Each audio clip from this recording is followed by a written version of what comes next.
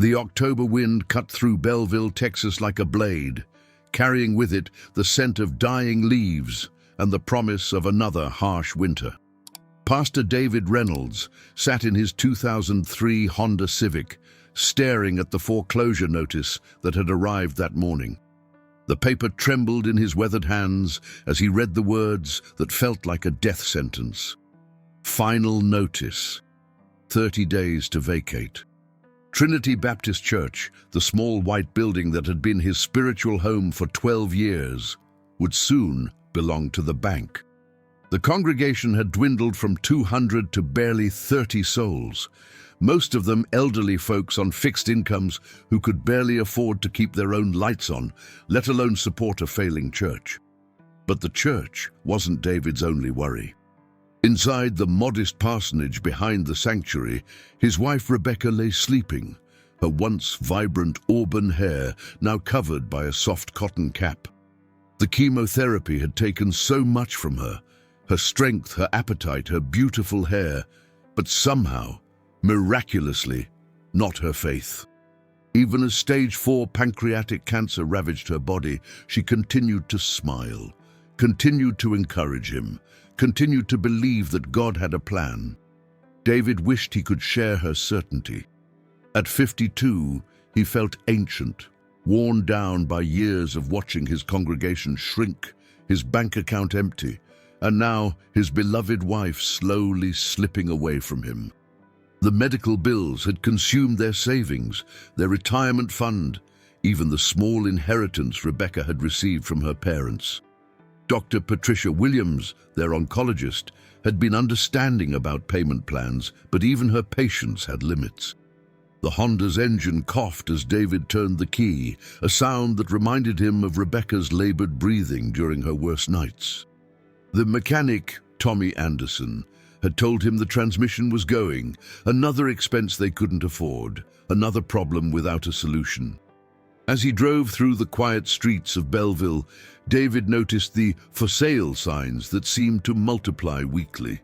The town was dying, just like his church, just like his wife. Young families moved away to find work in Houston or Austin, leaving behind empty houses and broken dreams. The local diner had closed last month, the hardware store was hanging on by a thread, and even Walmart was rumored to be pulling out. He passed the small cemetery where he had buried too many friends over the years, Mrs. Dorothy Jenkins, who used to play piano for Sunday services until arthritis stole her nimble fingers.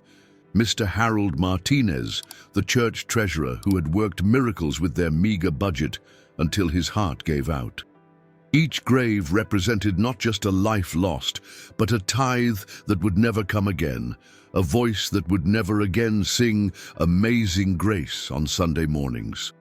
The fuel gauge needle hovered dangerously close to empty, but David's wallet held only $3 and some change.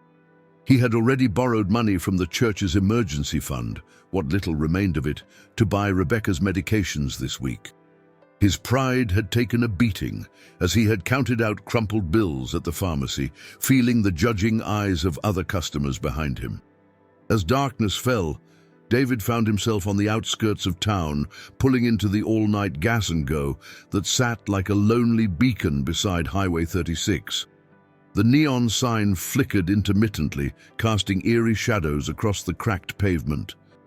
This place had seen better days too. The windows were clouded with age, and weeds grew through the cracks in the concrete. Michael Carter, the station owner, was working the night shift again. David knew him from high school. They had played football together before life took them down different paths. Michael had inherited the station from his father, but business had been declining for years as newer, shinier gas stations opened closer to the interstate. His wife, Linda, had left him 6 months ago, taking their 2 young children to live with her sister in Dallas. She couldn't handle the stress anymore, she had said, couldn't watch him slowly kill himself, trying to save a business that was already dead. "Evening, Pastor," Michael called out as David approached the counter. Dark circles shadowed his eyes, and his uniform shirt bore the stains of a man who had been working too hard for too long. "How's Mrs. Reynolds doing?" Taking it one day at a time, David replied, the standard response that revealed nothing and everything. He handed over his $3.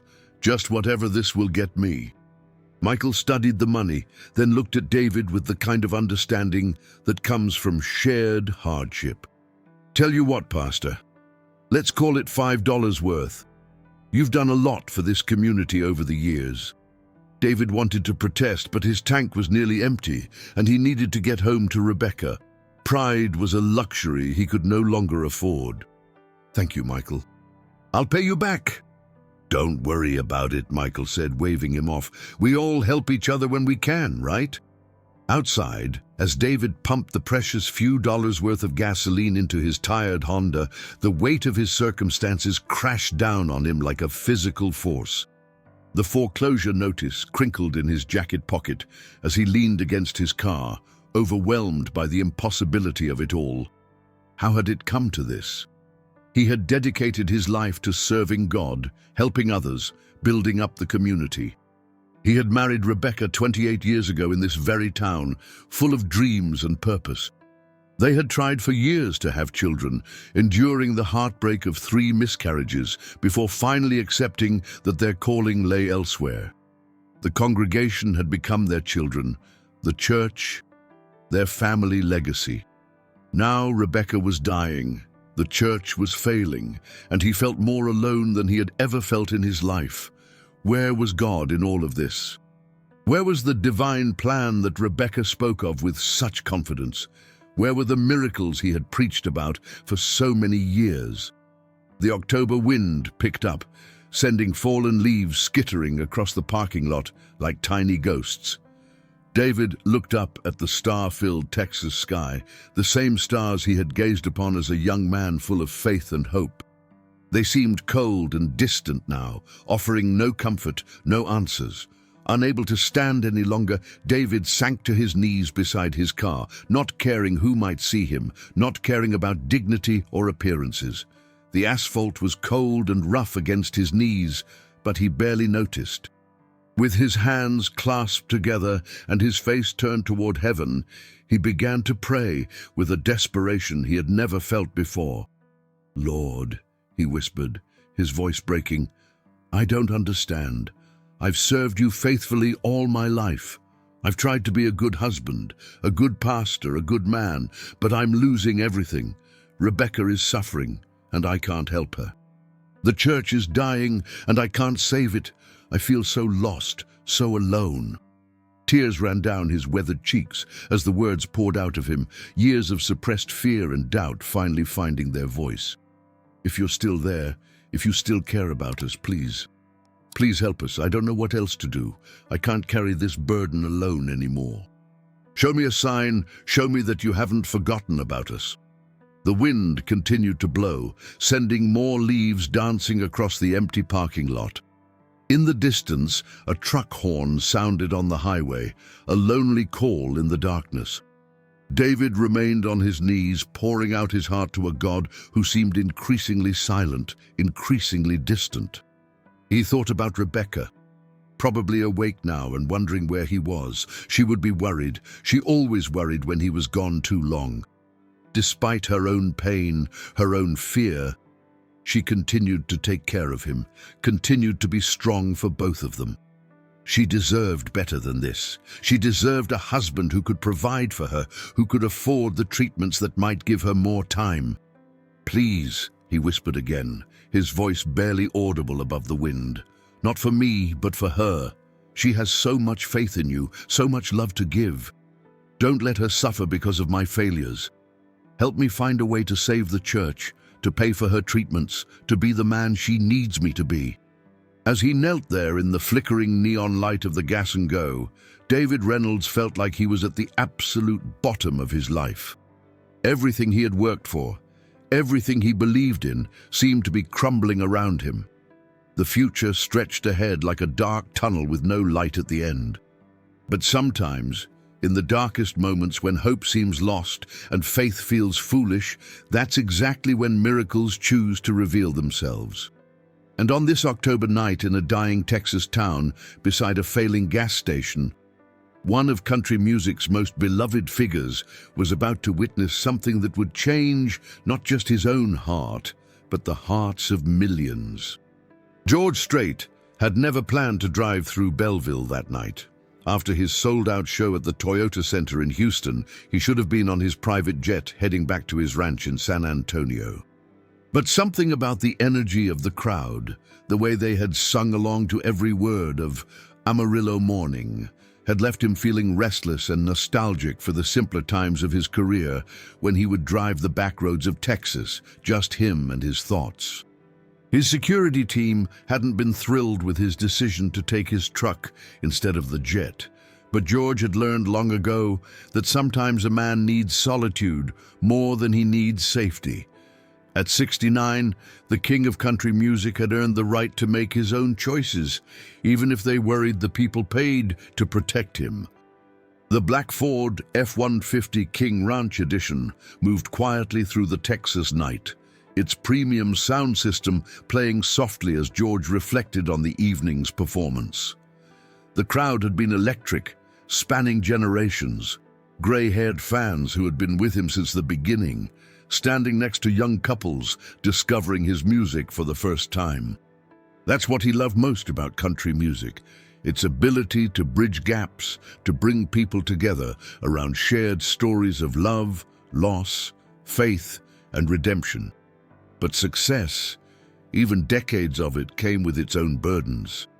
George had been thinking a lot lately about legacy, about what really mattered in the end. The awards and accolades were nice, but they were just things on shelves. What kept him up at night were the letters from fans who told him his music had helped them through divorces, deaths, deployments overseas. Those stories reminded him that his gift came with responsibility. His phone buzzed with text messages from his manager, his publicist, his family, all wondering where he was and when he would be home. He would answer them eventually, but for now, he needed this quiet time, this connection to the highways and small towns that had shaped both his music and his character. The GPS suggested taking the interstate, but George chose the slower route through small towns like Belleville. These were the places that inspired his songs, where real people lived real lives filled with the same struggles and joys that had always been the heart of country music.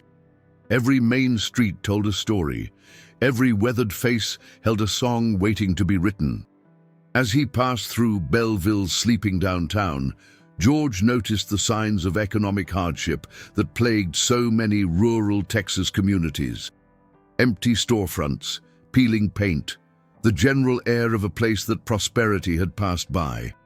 It reminded him of his own childhood in Pearsall, where his father had struggled to make ends meet, raising cattle and farming. Those lean years had taught him the value of hard work and the importance of never forgetting where you came from. His fuel gauge showed half a tank, more than enough to reach San Antonio, but something made him turn into the gas and go on the outskirts of town. Maybe it was habit. His daddy had always taught him to top off the tank whenever possible. Maybe it was intuition. Or maybe it was something greater than both, the kind of divine appointment that happens when God needs to put the right person in the right place at exactly the right time. As George pulled up to the pump, he noticed the station's run-down condition. The concrete was cracked, the windows were cloudy with age, and the neon sign flickered like a dying heartbeat. But there was something honest about the place, something authentic that reminded him of the Texas he had grown up in, before progress had replaced character with convenience. He was reaching for the pump handle when he saw the man kneeling beside the Honda Civic at the next island. At first, George thought the man might be having car trouble, maybe checking a tire or looking for dropped keys. But as his eyes adjusted to the uncertain neon light, he realized the man was praying, not the casual Sunday morning kind of praying, but desperate, broken-hearted supplication.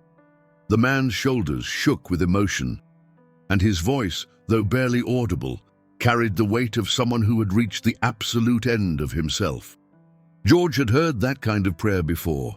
in his own darkest moments, in the voices of fans who poured their hearts out in letters, in the testimonies shared during the chapel services that preceded many of his concerts. George stood frozen, his hand still on the pump handle, witnessing something sacred and raw. The man at the Honda was middle-aged, wearing clothes that had seen better days, his posture speaking of burdens too heavy for one person to carry. This wasn't performance or show. This was a human soul crying out to God in absolute desperation. The scene transported George back to his own moments of crisis, the early years of his marriage when money was tight and success seemed impossible. The day his daughter Jennifer had been in a car accident, and he had knelt in a hospital hallway much like this man was kneeling now. The night his father had died, and he had questioned everything he believed about God's plan and purpose. He remembered the weight of responsibility he had felt when his music career took off, the pressure of being a role model for millions of fans who looked up to him. There had been times when the burden felt crushing, when he had wondered if he was worthy of the platform he had been given, if he was using his influence the right way.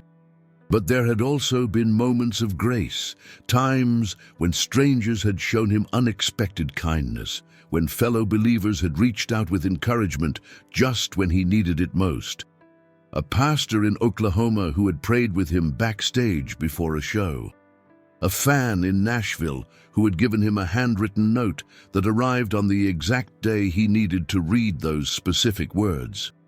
Small gestures that had reminded him he wasn't alone, that God worked through ordinary people to accomplish extraordinary things.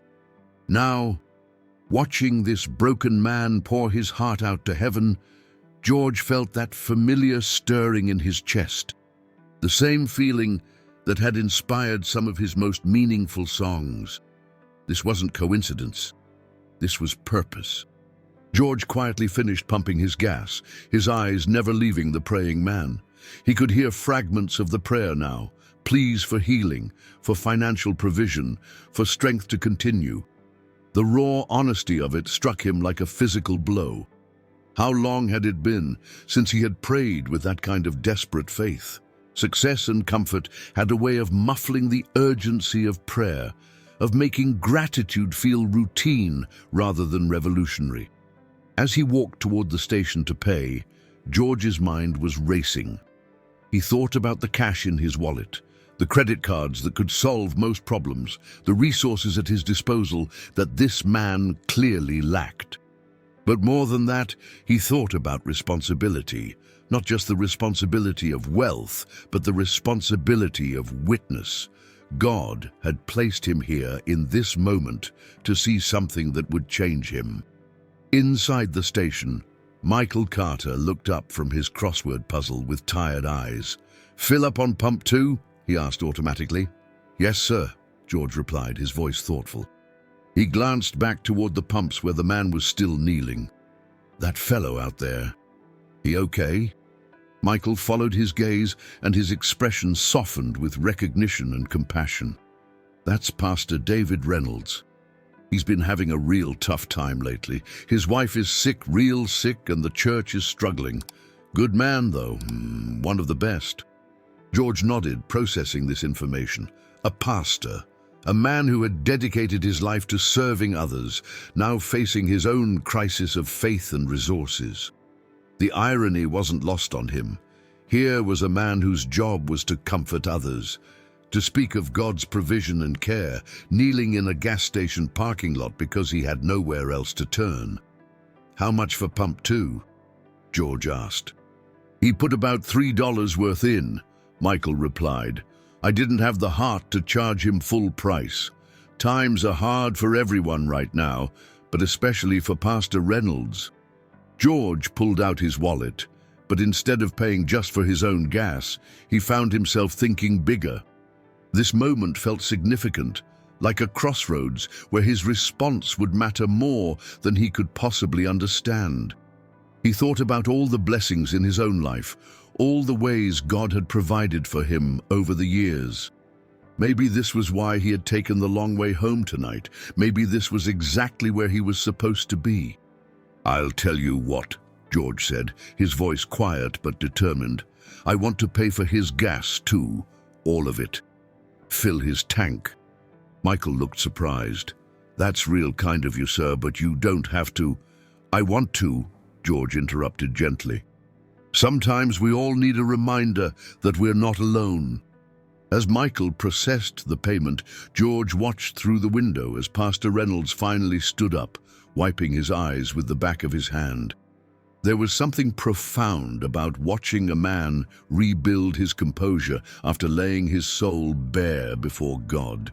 It reminded George of his own father, a proud man who had taught him that there was no shame in asking for help when you truly needed it. But George wasn't finished. As he looked at the humble pastor walking slowly toward his old Honda, something deeper stirred within him. This wasn't just about a tank of gas or a moment of kindness.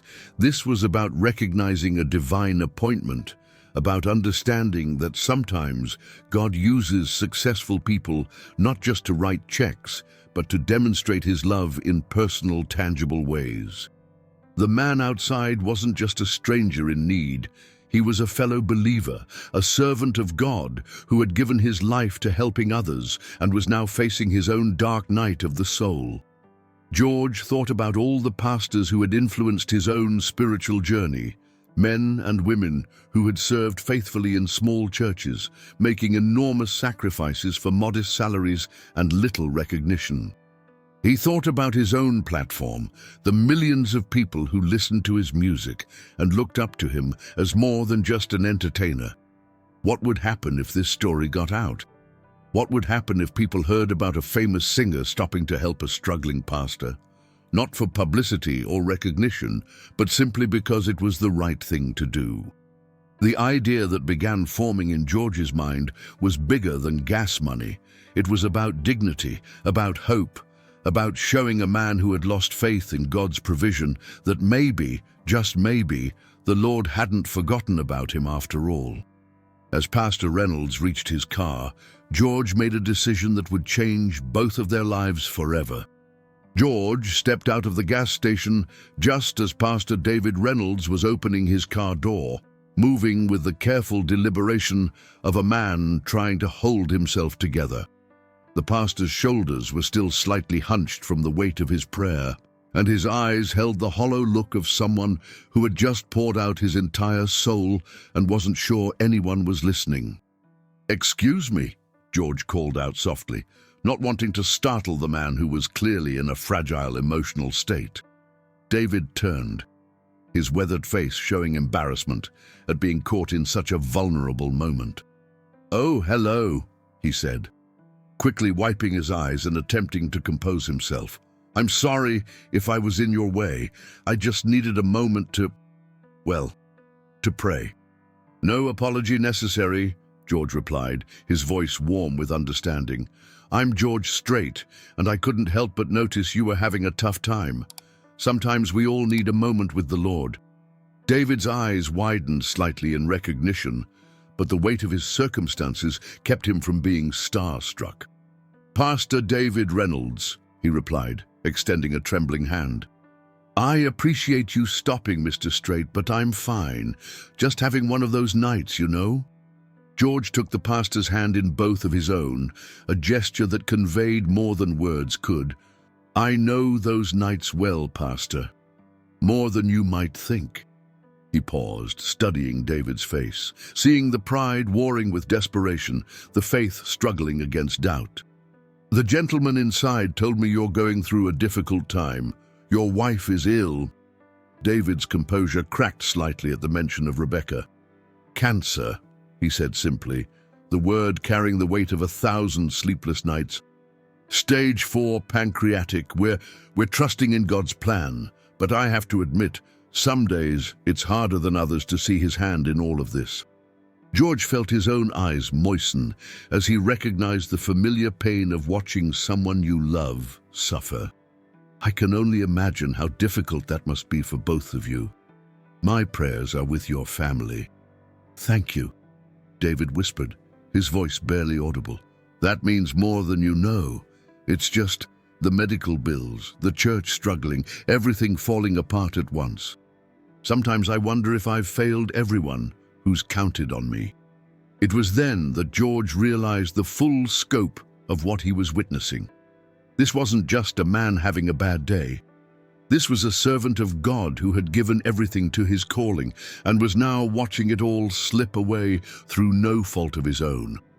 The injustice of it stirred something deep in George's chest, a righteous anger at the way life sometimes crushes the very people who deserve it least. "Pastor Reynolds," George said, his voice taking on a tone of quiet authority, "I want you to know that what I witnessed here tonight wasn't a man failing anyone. What I saw was a man of faith doing exactly what he should do when the burden gets too heavy to carry alone. You were laying it all before the Lord, and that takes more courage than most people have." David looked up, surprised by the conviction in George's voice. "I appreciate that, Mr. Strait, I really do, but appreciation doesn't pay the bills or heal my wife. I just feel so helpless." George nodded, understanding that feeling all too well from his own life's challenges. "You know, Pastor, I've learned something over the years. Sometimes when we feel most helpless, that's exactly when God wants to show us that we're not as alone as we think we are." He reached into his jacket pocket and pulled out his checkbook, the action causing David to step back instinctively. "Oh no, Mr. Strait, I couldn't accept." "Please," George interrupted gently, "hear me out." He leaned against his truck, his posture relaxed but his eyes serious. "I've been blessed beyond measure in this life. I've got more money than I could spend in 10 lifetimes, more recognition than any man deserves, and a platform that reaches millions of people. But you know what I don't have?" David waited, unsure where this was leading. "I don't have the calling you have," George continued. "I don't have the courage to stand up every Sunday morning and speak truth to people who are hurting, to comfort the grieving, to challenge the comfortable, to hold a community together when it's falling apart. That's not a gift everyone receives, Pastor. That's a sacred calling, and the people who answer that calling deserve our support." George began writing in his checkbook, his handwriting steady despite the emotion in his voice. "I read once about a businessman who was asked why he gave so generously to his church. He said, 'I shovel money into God's work, and God shovels blessings into my life, and God has a bigger shovel.' I found that to be true." David watched in shock as George tore out the check and handed it to him. When David looked at the amount, his knees nearly buckled. It was enough to pay Rebecca's medical bills for the next 6 months, enough to catch up the church mortgage, enough to fix his car and still have something left over for emergencies. "Mr. Strait, I can't."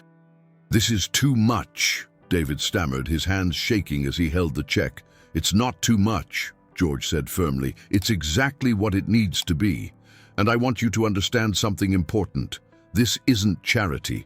This is one believer helping another, one man recognizing that God has put him in a position to make a difference in someone else's life. You would do the same for me if our positions were reversed." David's eyes filled with tears as he looked at the check, then back at George. "But why? You don't even know me. You don't know if I'm worthy of this kind of generosity." George smiled, an expression filled with warmth and understanding. "Pastor, I've met a lot of people in my life. I've learned to recognize character when I see it. A man who kneels in a gas station parking lot to pray for his wife's healing and his church's survival. A man who puts others before himself even when he's got nothing left to give. That's exactly the kind of man God wants us to support." He placed a gentle hand on David's shoulder. "Besides, I had the privilege of witnessing your prayer tonight. That wasn't performance. That was pure faith in action. Even when you felt abandoned, even when everything seemed hopeless, you still turned to God. That tells me everything I need to know about your character." David clutched the check to his chest, overwhelmed by the magnitude of this unexpected blessing. "I don't know how to thank you. I don't know how to repay this." "You don't repay it," George said. "You accept it as a gift from God, delivered through someone who's been blessed with the ability to give. And someday, when you're back on your feet and you see someone else in need, you remember this moment and you pay it forward." The two men stood in the flickering neon light of the gas station, surrounded by the quiet of the Texas night. David was crying openly now, not from despair but from overwhelming gratitude and relief. The weight that had been pressing down on him for months was suddenly lifted, replaced by a sense of hope he hadn't felt in a long time. "There's something else," George said, reaching into his pocket again. This time he pulled out one of his business cards and wrote something on the back. "This has my manager's direct number. I want you to call him tomorrow. We're going to set up something more permanent, maybe a foundation or scholarship program through your church. I've got a feeling this community could use some ongoing support." David stared at the card in disbelief. "Mr. Strait, you've already done so much." "I've done what I was supposed to do tonight," George interrupted. "But I think God has bigger plans than just this one conversation. Sometimes when he opens a door, he doesn't want us to just peek through it. He wants us to walk through it and see what's on the other side." George extended his hand again, and this time when David shook it, there was strength in the pastor's grip that hadn't been there before. "Pastor Reynolds, I want you to go home to your wife and tell her that God heard your prayer tonight. Tell her that sometimes his answers come in ways we don't expect, through people we never thought we'd meet." "I will," David promised, his voice stronger now. "I'll tell her, and I'll tell the congregation, and I'll make sure everyone knows that God is still in the miracle business." "That's all I ask," George said with a smile. "And Pastor, next time you feel like praying in a gas station parking lot, remember that you're not alone. There are people praying for you that you've never even met, people who believe in what you're doing, even when you don't believe in yourself." As George climbed back into his truck, David called out to him, "Mr. Strait, can I ask you something?" "Of course." "What made you stop? What made you care about a stranger's problems?" George was quiet for a moment, considering his answer. "You know, Pastor, I think sometimes God puts us exactly where we need to be, when we need to be there. I was supposed to be on a plane to San Antonio tonight, but something made me take the long way home. Now I know why." He started his engine, then rolled down his window one more time. "Take care of that wife of yours, Pastor. Love her well, pray for her healing, and trust that God's not finished writing your story yet." As George's truck pulled away, David stood alone in the parking lot, clutching the check and the business card, still trying to process what had just happened. The same stars that had seemed cold and distant just an hour before now appeared to shine with warmth and promise. The same wind that had cut through him with despair now felt like a gentle reminder of God's presence. For the first time in months, Pastor David Reynolds believed that maybe, just maybe, his prayer had been heard after all. The drive home felt like a dream to David Reynolds. Every few miles, he would glance at the check lying on the passenger seat, half expecting it to disappear like a mirage. But it remained real, tangible proof that sometimes miracles wear cowboy hats and drive pickup trucks. When he pulled into the driveway of the modest parsonage behind Trinity Baptist Church, he sat for a moment in the darkness, trying to find the right words to tell Rebecca what had happened. How do you explain divine intervention?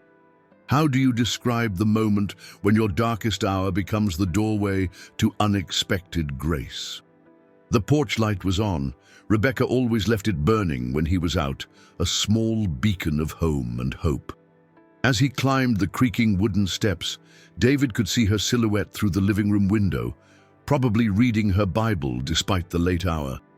Even in her illness, she maintained her habits of faith, finding comfort in Scripture when sleep wouldn't come. "Rebecca," he called softly as he opened the front door. "In here, honey," came her gentle voice from the living room. "I was starting to worry about you." David found his wife curled up in her favorite armchair, wrapped in the quilt her grandmother had made 50 years ago. The chemotherapy had taken her hair and much of her weight, but it couldn't touch the light in her green eyes or the warm smile that had captured his heart 3 decades ago. "Sorry I'm so late," he said, settling onto the ottoman beside her chair.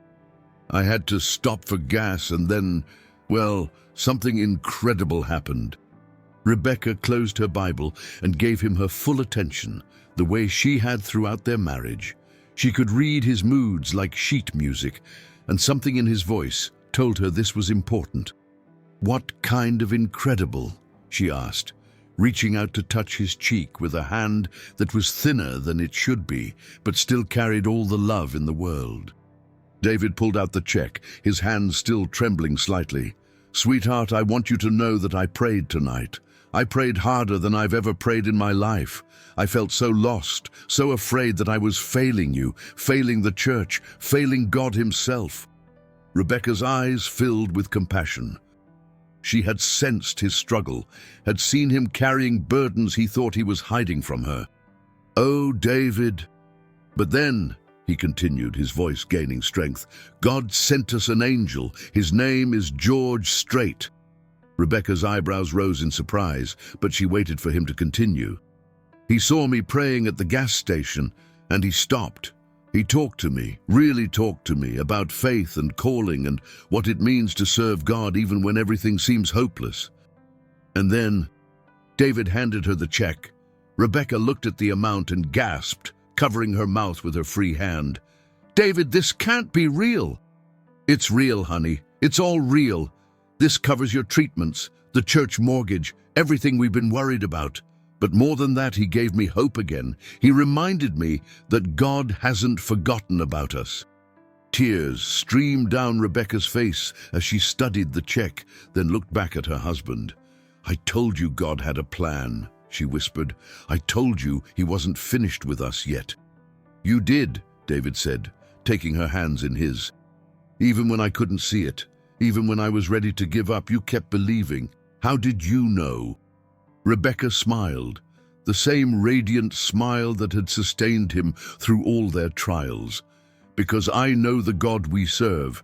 He doesn't abandon his children, David.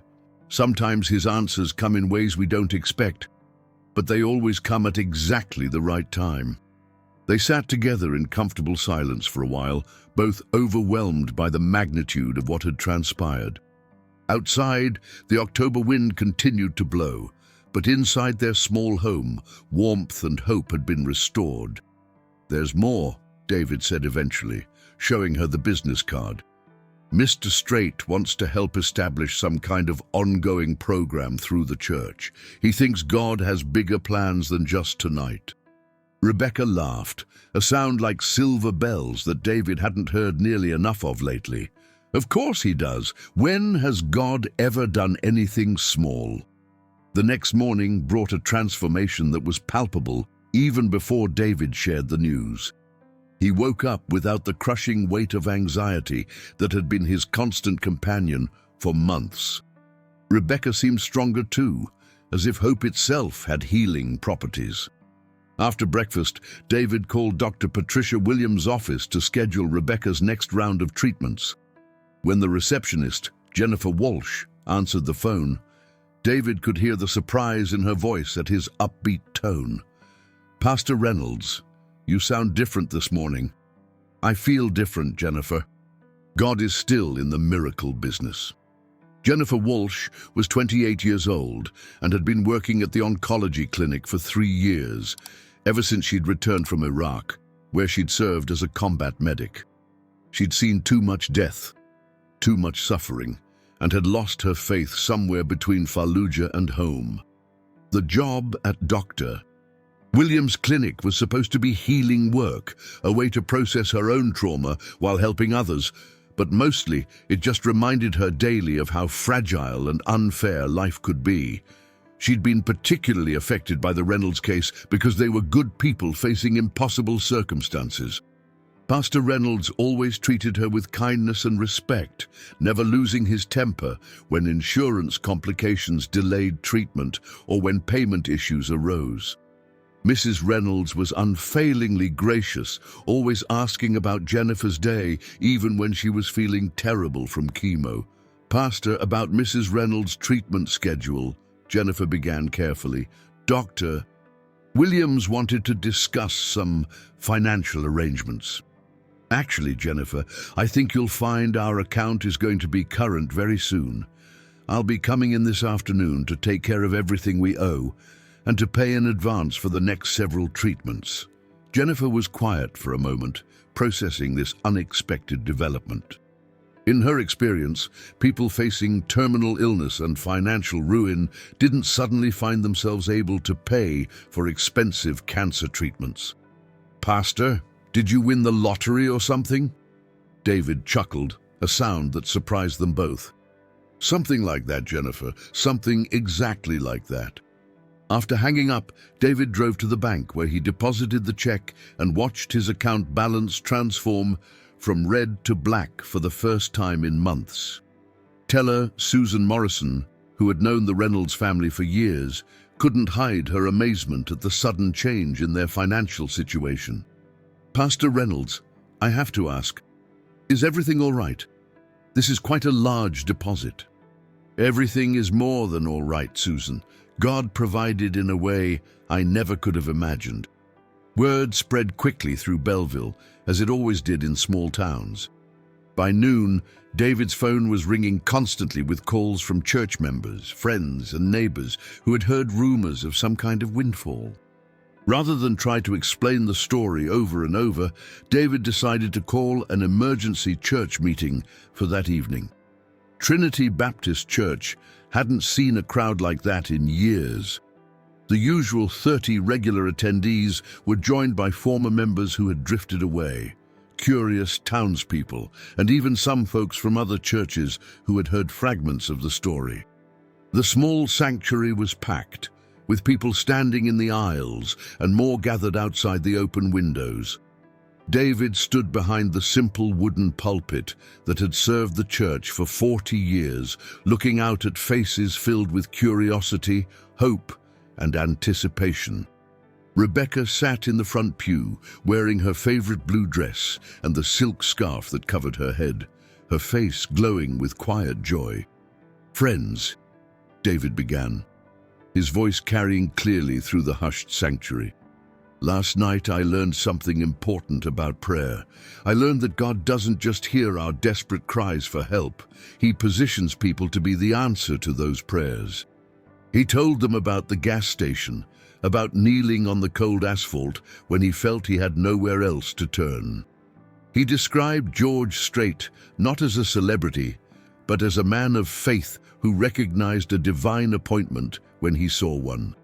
As he spoke, David could see tears in the eyes of people who had been carrying their own burdens, their own fears about the future. "This gift," David continued, holding up the check for everyone to see, "isn't just about Rebecca's medical bills or the church mortgage. It's about remembering that we're not alone in our struggles. It's about understanding that God uses ordinary people, and sometimes extraordinary people, to accomplish his purposes." Eleanor Patterson, 83 years old and the church's longest-standing member, raised her trembling hand. "Pastor, what does this mean for the church? Are we going to be able to stay?" David smiled, feeling tears prick his eyes. "Not only are we going to stay, Mrs. Patterson, but we're going to thrive. Mr. Strait has offered to help us establish ongoing programs to serve this community. We're going to be able to fix the roof, update the nursery, maybe even start that food pantry we've been talking about for years." The sanctuary erupted in applause and shouts of "Praise God" and "Hallelujah." People were hugging each other, crying, laughing, all at the same time. It was the kind of joyful chaos that only comes when a community that has been holding its breath suddenly finds it can breathe again. After the meeting, as people slowly filed out of the church, many stopped to share their own stories with David. Margaret Foster, a single mother working 2 jobs, whispered that she had been praying for a sign that God hadn't forgotten about her. James Wilson, a farmer facing foreclosure, said he felt renewed hope for the first time in months, but it was Michael Carter's reaction that surprised David the most. The gas station owner approached him as the crowd thinned, his usual tired expression replaced by something that looked almost like wonder. "Pastor," Michael said quietly, "I was there last night. I saw what happened. I sold that man his gas, watched him talk to you, saw him write that check, but what I can't figure out is why he stopped. Of all the gas stations between Houston and San Antonio, why mine? Why that exact moment when you were there?" David considered the question, one he had been asking himself all day. "Michael, I think sometimes God orchestrates encounters that are bigger than any of us can understand. Mr. Strait could have taken the interstate home. I could have gotten gas anywhere in town, but we were both exactly where we needed to be, when we needed to be there." Michael nodded slowly, processing this. "You know, Pastor, I haven't been to church in years. Not since Linda left, not since everything started falling apart, but seeing what happened last night, maybe it's time I gave God another chance." The doors are always open, Michael, and there's always room for one more. As David locked up the church that night, he felt a profound sense of gratitude for the way one act of kindness had created ripples that were already spreading far beyond what anyone could have anticipated. George Strait had given them more than money. He had given them hope, community, and a reminder that miracles still happen in a world that often feels abandoned by grace. But the ripples were just beginning. The next morning, David kept his promise to call George's manager, Tom Patterson, whose office was in Nashville. The conversation that followed would set in motion events that neither man could have foreseen. "Mr. Patterson, this is Pastor David Reynolds from Belleville, Texas. George Strait asked me to call you about establishing some kind of ongoing program through our church." Tom Patterson had been George's manager for 15 years and had fielded thousands of requests for charitable donations and appearances. But something in the pastor's voice, combined with George's personal call the night before, told him this was different. "Pastor Reynolds, George told me what happened last night. He was pretty moved by the encounter. He wants to do something significant, not just a one-time donation." They talked for an hour about possibilities, scholarship programs for local students, support for struggling families, grants for small churches throughout rural Texas. By the end of the conversation, they had outlined a plan that would bring hope to communities across the state. "Pastor," Tom said before they hung up, "George also mentioned something about sharing this story publicly. He thinks it might encourage other people to pay attention to the needs in their own communities. How would you feel about that?" David thought about Rebecca's words the night before. When has God ever done anything small? Maybe this was what she meant. Maybe the story was meant to be shared, to inspire others, to create an even bigger ripple effect of generosity and compassion. "Mr. Patterson, if sharing our story can help other people find hope, then we'd be honored to be part of that."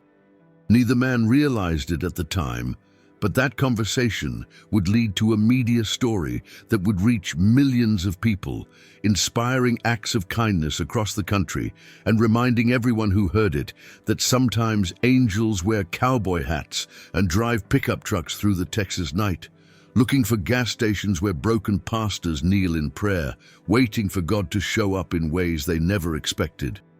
3 weeks after the encounter at the Gas and Go, the story began to spread beyond the borders of Belleville. It started when Elena Rodriguez, a nurse who worked with Dr. Williams and had heard about the Reynolds family's sudden change in fortune, mentioned it to her cousin Maria, who worked at a Houston television station. Maria, in turn, shared it with reporter Amanda Chen, who had been looking for an uplifting story to close out the evening news. Amanda drove to Belleville on a crisp November morning, expecting to film a simple human interest piece about a country music star's random act of kindness. But what she discovered was a community transformed, a ripple effect of hope that had spread far beyond one family's financial crisis. At Trinity Baptist Church, she found David Reynolds supervising a work crew that was replacing the sanctuary's damaged roof. The same building that had been facing foreclosure a month ago was now buzzing with activity as volunteers installed new windows, painted walls, and prepared space for the food pantry that would open the following week. "Pastor Reynolds," Amanda said as her cameraman set up equipment, "can you walk me through what happened that night at the gas station?" David adjusted his work gloves and looked thoughtfully toward the highway where the gas and go sign was visible in the distance. "You know, Amanda, I've been a pastor for 22 years, and I've preached countless sermons about God providing for his people. But I had never experienced provision quite like that night." As they talked, Amanda began to understand that this story was about more than celebrity generosity. It was about the way hope can spread from person to person, community to community, when people witness authentic faith in action. Rebecca emerged from the church office, moving slowly but with obvious purpose. The latest round of chemotherapy had been kinder to her, thanks to a new experimental treatment that Dr. Williams had been able to offer once payment was no longer an issue. Her scarf was a cheerful yellow today, and her eyes held the bright determination that had sustained her family through their darkest period. "Mrs. Reynolds," Amanda said gently, "how has this experience affected your own faith journey?" Rebecca smiled, the expression transforming her thin face with inner light. "You know, I never doubted that God had a plan, even when David was struggling, even when the bills kept coming and the bank was threatening foreclosure. I knew somehow that we weren't alone. But I have to admit, I never imagined the plan would involve George Strait." She laughed, a sound like wind chimes in a gentle breeze. "God has quite a sense of humor and perfect timing. David needed to remember that his calling mattered, that the work we're doing here has value beyond what any bank account can measure. Mr. Strait didn't just give us money, he gave us back our sense of purpose." The camera captured the couple working side by side, their obvious love and partnership providing a powerful visual backdrop to a story about faith, community, and unexpected grace. But Amanda's most compelling interview came from an unexpected source. Jennifer Walsh had driven over from the medical clinic during her lunch break, drawn by curiosity about the media attention. Amanda noticed her standing at the edge of the crowd, watching the proceedings with an expression that mixed skepticism with something that might have been longing. "Excuse me." Amanda approached the young woman. "Are you from the community? Did you know the Reynolds family before this happened?" Jennifer hesitated, her military training making her wary of reporters and cameras. But something about the atmosphere around the church, the sense of hope and renewal that was almost tangible, made her decide to speak. "I work at the oncology clinic where Mrs. Reynolds receives treatment," Jennifer said carefully. "I've seen a lot of families go through what they've been going through. Most of them don't get miracle rescues." Amanda sensed there was more to Jennifer's story. "Well, what do you think about what happened here?" Jennifer was quiet for a long moment, watching David and Rebecca organizing supplies for the food pantry. "I stopped believing in miracles a long time ago," she said finally. "I served in Iraq, saw too many good people die for no reason, came home and watched my own family fall apart. When I took the job at the clinic, I thought maybe helping cancer patients would restore some sense of meaning to my life." She paused, her voice growing softer. "But mostly it just reminded me daily of how random and unfair everything is. Good people suffer, bad people prosper, and God, if he exists, seems to have his attention elsewhere." "But," Amanda prompted, sensing the conflict in Jennifer's voice, "but this family..." Jennifer shook her head in wonder. "They never complained, never lost their kindness, even when they had every reason to be bitter. And now, this happens." This completely impossible, wonderful thing happens, and suddenly I'm wondering if maybe I gave up on faith too quickly. The camera caught the tears that Jennifer was trying to hide, the vulnerable moment when a wounded soul begins to consider the possibility of healing. It was the kind of authentic emotion that would make viewers stop scrolling, stop channel surfing, and pay attention to a story that was about more than celebrity charity.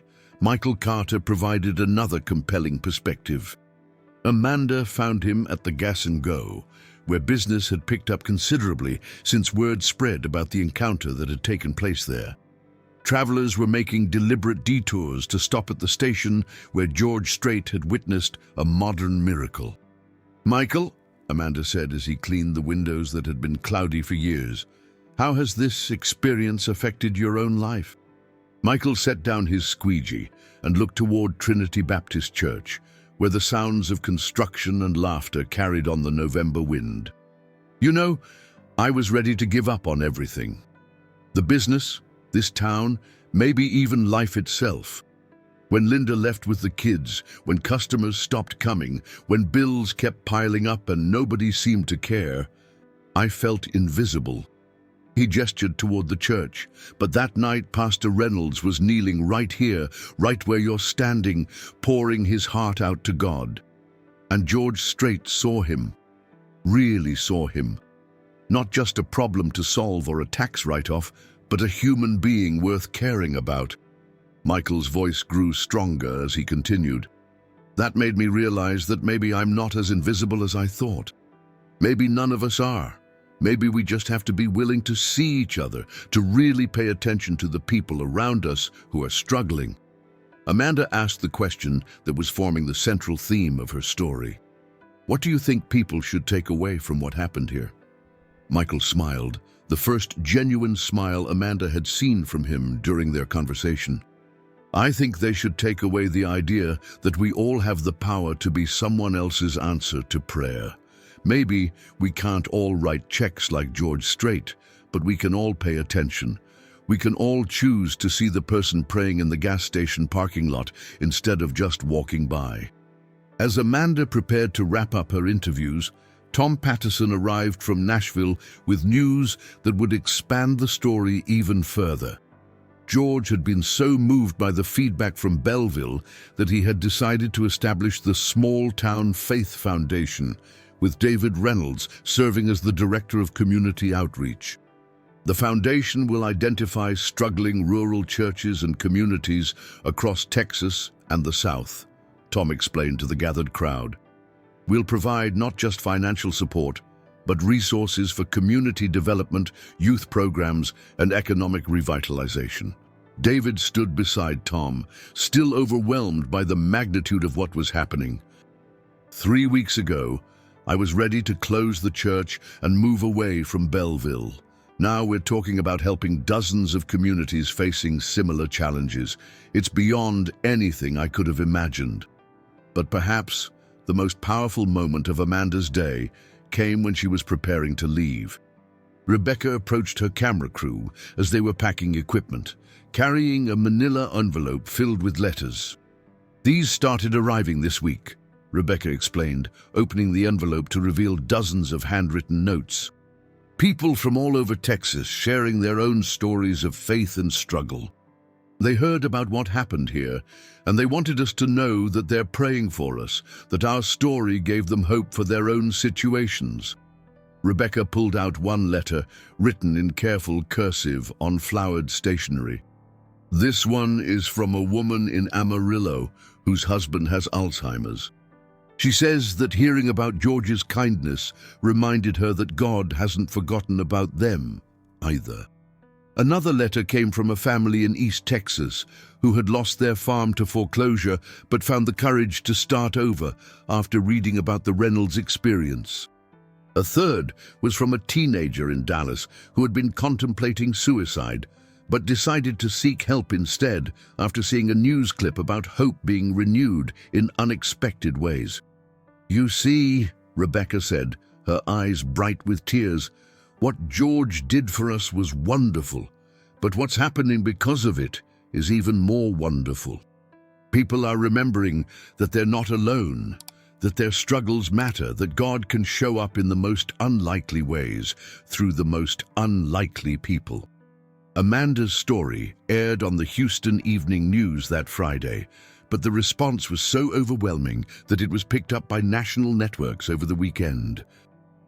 Strait, who had initially wanted to keep his involvement private, agreed to a series of interviews that focused not on his generosity, but on the importance of paying attention to the needs in our own communities. "I've been blessed with success and resources," George said during his appearance on Good Morning America, "but that night in Belleville reminded me that the real blessing comes from being available when God wants to use you to touch someone else's life." Pastor Reynolds and his wife didn't need a famous person to solve their problems.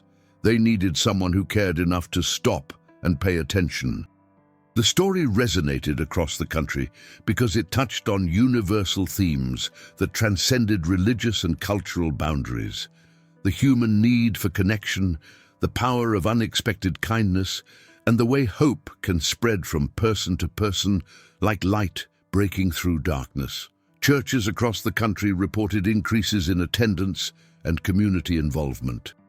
Random acts of kindness began trending on social media, with people sharing stories of paying for strangers' groceries, helping with medical bills, and reaching out to neighbors in need.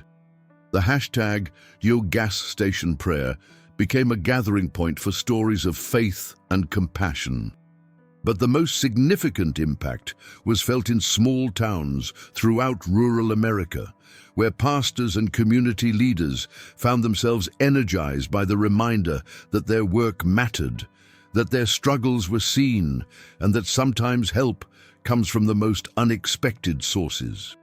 6 months later, Strait returned to Belleville for the official opening of the Small Town Faith Foundation's Community Center, housed in a renovated building next to Trinity Baptist Church.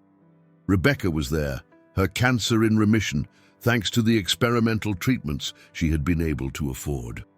Jennifer Walsh was there too, having recently started attending church again and begun training as a grief counselor to help other veterans process their trauma through faith-based healing. Michael Carter had expanded his gas station into a small truck stop, and the increased business had allowed him to bring his children back from Dallas for extended summer visits. The town itself was experiencing a small renaissance, with new businesses opening and young families moving back to take advantage of the foundation's programs. As George spoke to the gathered crowd, he reflected on the unexpected journey that had begun with a simple decision to take the back roads home from Houston. "6 months ago, I stopped at a gas station and witnessed something that changed my life," he said, his voice carrying clearly across the crowd. "I saw a man at the end of his rope, pouring his heart out to God, believing even when belief was hard. That night reminded me that we all have opportunities every day to be the answer to someone else's prayer." He looked directly at David and Rebecca, sitting in the front row with their hands clasped together. "Pastor Reynolds, you taught me something important that night. You showed me that real faith isn't about having all the answers or never doubting. Real faith is about turning to God, especially when everything seems impossible, about believing that our prayers are heard even when we can't see how they'll be answered." The applause that followed was warm and sustained, but George raised his hand for quiet. He had one more thing to say.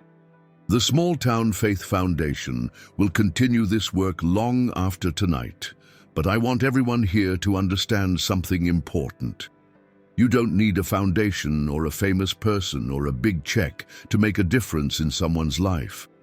You just need eyes to see the person praying in the gas station parking lot, ears to hear the cry for help, and a heart willing to respond when God puts someone in your path." As the sun set over Belleville that evening, painting the Texas sky in shades of gold and crimson, the story that had begun with a desperate prayer and an unexpected encounter continued to ripple outward, touching lives and changing hearts in ways that would continue for years to come. David Reynolds stood in the parking lot of the Gas and Go later that night, not in desperation this time, but in gratitude. The same stars that had seemed cold and distant 6 months ago now appeared to shine with promise. The same wind that had cut through him with despair now carried the sounds of a community renewed, a marriage restored, and a faith that had been tested and found genuine. As he drove home to Rebecca, David reflected on the mysterious ways that God works through ordinary people in extraordinary moments. He thought about George Strait, driving the back roads of Texas when he could have flown home in comfort.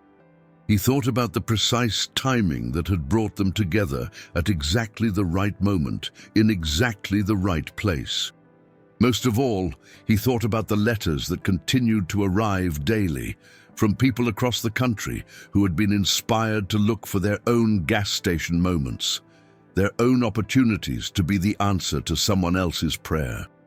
The encounter had lasted less than 30 minutes, but its impact would continue for decades, reminding everyone who heard the story that sometimes angels wear cowboy hats, that prayers are always heard, and that miracles still happen to those who have eyes to see them. In the end, it wasn't really a story about a famous singer helping a struggling pastor. It was a story about what happens when people pay attention to each other, when compassion overcomes indifference, and when ordinary moments become extraordinary through the simple act of choosing to care. And in gas stations and parking lots across America, people began to notice the ones who were kneeling in prayer, the ones who needed hope, the ones who were waiting for someone to see them and remind them that they were not alone. The ripples continue still.